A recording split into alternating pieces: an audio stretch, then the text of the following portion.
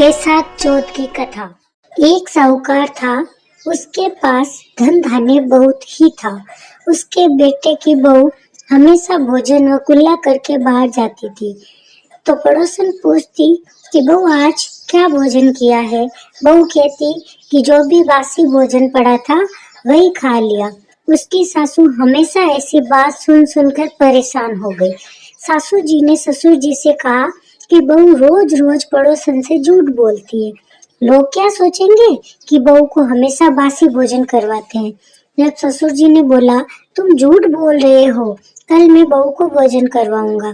दूसरे दिन ससुर जी बहू को अपने हाथ से बहुत अच्छा अच्छा भोजन करवाते हैं। बहू हमेशा की तरह जैसे ही बाहर जाकर कुल्ला करती, तब पड़ोसन पूछती है कि बहू क्या भोजन किया। बहू बोली, जो भी बासी भोजन था वही किया। ससुर जी ने दरवाजे के पीछे खड़े होकर सुन लिया। रात को जब बेटा घर आया, तब बेटे को कहा कि मैं तेरी माँ की बात को नहीं मानता था, लेकिन आज तो मैंने अपने हाथ से तेरी बहू को भोजन करवाया। फिर भी तेरी बहू कहती है कि मैंने तो बासी भोजन किया। तुम बहू से पूछकर मुझे कल बताना। उसके पति ने पूछा कि रोज रोज पड़ोसी को ऐसा क्यों कहती है। जब उसने कहा कि ये बासी कुर्सी तो है, क्योंकि आपने नहीं कमाया और नहीं आपके पिता ने कमाया। तब बेटे ने कहा, मैं तो कमाने के लिए जाता हूँ। पिता बेटे से कहता है कि तुम क्यों जाते हो, मेरे घर में तो बहुत धन है। लेकिन बेटे ने पिता की बात नहीं मानकर वह प्रदेश कमाने के लिए चला जाता है। बहुत दिन हो जाते हैं।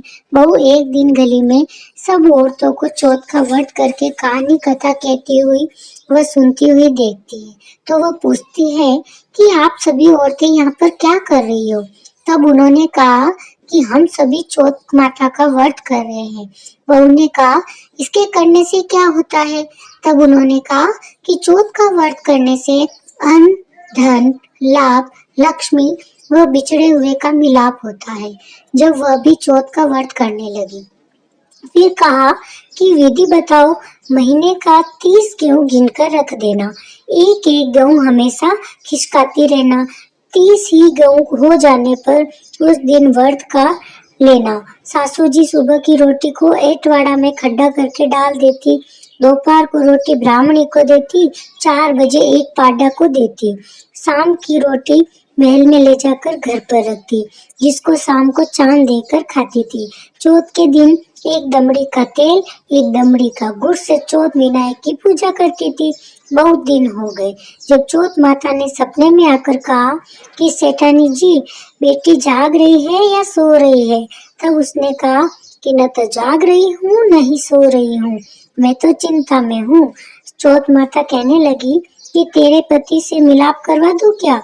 जब बहू ने कहा कि करवा दो, चौथ माता फिर उसके पति के सपने में जाती है और कहती है कि साहूकार के बेटे, तेरे को तेरी पत्नी याद कर रही है, अब तुम घर चले जाओ। साहूकार का बेटा बोलता है कि मेरा सवा मण सूत उलझा हुआ पड़ा है, मैं जा नहीं सकता।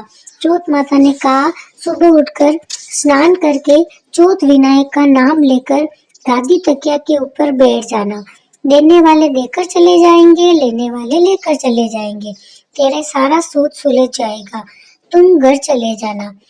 वह घर जाने के लिए रवाना हुआ तो एक सांप आग में जलने के लिए जा रहा था। उसके कंधे पर एक दुपट्टा था जो सांप को उड़ा दिया।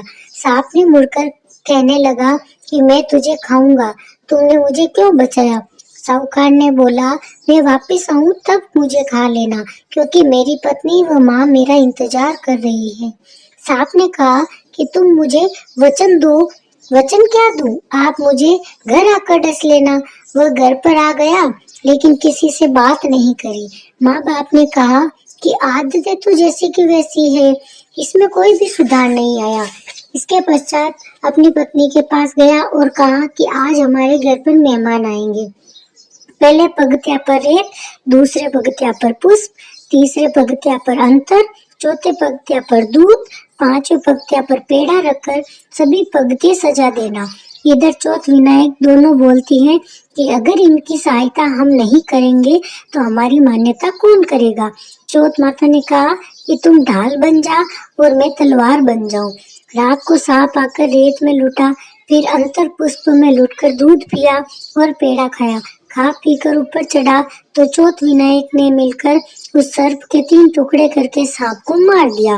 बेटा बहू खुश हो गए कि हमारी तो मौत टल गई। नीचे बहन आकर बोली कि माँ माँ, भाई आ गया क्या? माँ ने कहा हाँ आ गया। वह जल्दी जल्दी में ऊपर चढ़ने लगी तो पत्तियों पे ऊपर खून बहा हुआ देखा तो बहन कहने लगी कि भाई के पीछे तो कोई दुश्मन आया है जिसने भाई को मार दिया।